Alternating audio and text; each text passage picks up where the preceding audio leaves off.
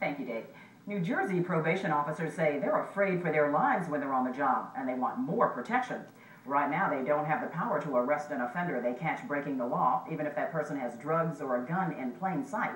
Instead, probation officers say they have to call for help and wait for it to arrive. News 12 New Jersey's Jeannie McCarriger is in our Capitol newsroom this evening. Jeannie, specifically, what changes do these officers want? Dylan, these officers are in charge of thousands of people who are either waiting to go to prison or who receive probation instead of prison time. They say that's just as dangerous as any police or parole officer's job, especially if they have to make a home visit. They want the state to move them to the same branch as the parole board and give them the power they need to both protect themselves and the public. This is a high crime area. Stuart Martinson has been a probation officer for more than 20 years.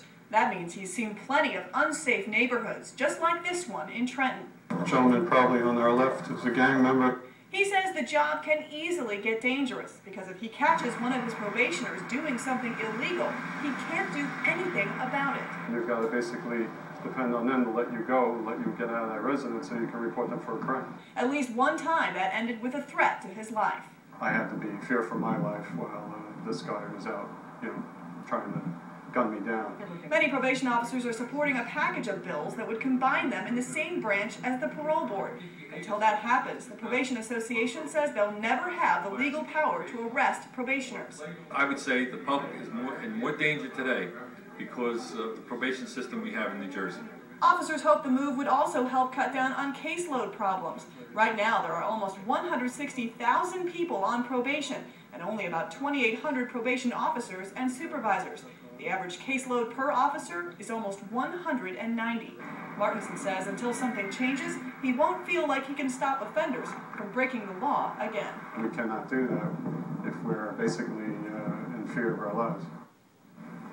Now, some of the things probation officers see on some of these homicide visits include guns and drugs. Some have even caught sex offenders on websites they're not supposed to be on, but they can't seize their computer to try and stop them from contacting a child. This package of bills on this issue won't be up for consideration until the legislature comes back in the fall. Jeannie, are probation officers allowed to carry a gun?